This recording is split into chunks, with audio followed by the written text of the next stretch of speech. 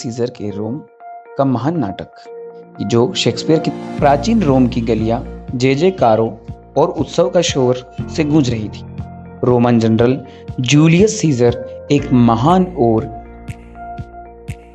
महान युद्ध जीतकर लौटे थे और उनकी शक्तियां चरम पर थी। जनता उन्हें अपना देवता मान रही थी, लेकिन सीनेट की गलियों में कुछ लोग इसे बढ़ती शक्ति से भयभीत थे।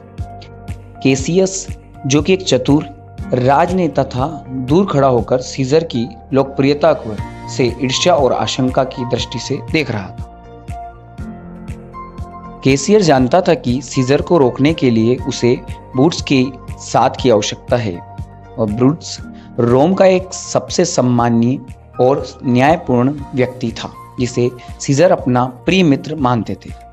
कैसियस ने ब्रूटस के कान में संदेह का जहर घोला। ब्रूटस, क्या तुम नहीं देख रहे हो कि सीजर की महत्वाकांक्षा हमारे गणराज्य, हमारे गणतंत्र की स्वतंत्रता को निगल जाएगी?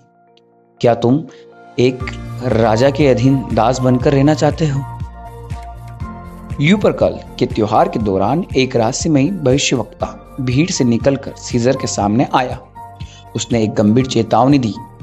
मार्च की सुबह 15 तारीख को सावधान रहे।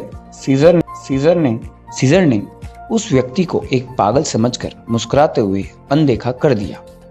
उन्हें लगा कि उनकी नियति किसी भी खतरे से बड़ी नहीं।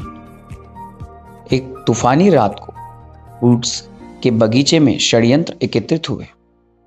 सारे षड्यंत्रकारी एकत्रित होने के बाद कैसियस ने उन्हें विश्वास दिलाया कि सीजर की हत्या ही रोम की तानाशाही से बचने के एकमात्र रास्ता है। वुड्स पूरी रात जागता रहा और अंततः उसने अपने मित्र के विरुद्ध जाने की कठिन निर्णय लिया। उसने सोचा, यह सीजर के खिलाफ नहीं बल्कि रोम के पक्ष में है। 15 मार्च की सुबह सीजर की पत्नी कुलपुर्निया ने एक भयानक सपना देखा। उसने सीजर को सीनेट से जाने के लिए मना। उसने विनती की, जब सारे भिखारी मारते हैं तो आकाश में कहीं हलचल नहीं होती, लेकिन राजकुमार की मृत्यु पर सितारे भी रोते हैं। सीजर ने पहले अपनी पत्नी की बात मान ली, लेकिन बाद में उसकी छवि और षड्यंत्रकारियों चापलूसी के कारण उसे जाने का फैसला किया। सीजर अपनी कुर्सी पर बैठा, षड्यंत्रकारियों ने उसे घेर लिया। एक एक करके सबने उस पर खंजर से वार किया। जब ब्रूटस ने अपना खंजर निकाला तो सीजर ने अविश्वास से उसकी आंखों में देखा और कहा, तुम भी ब्रूटस?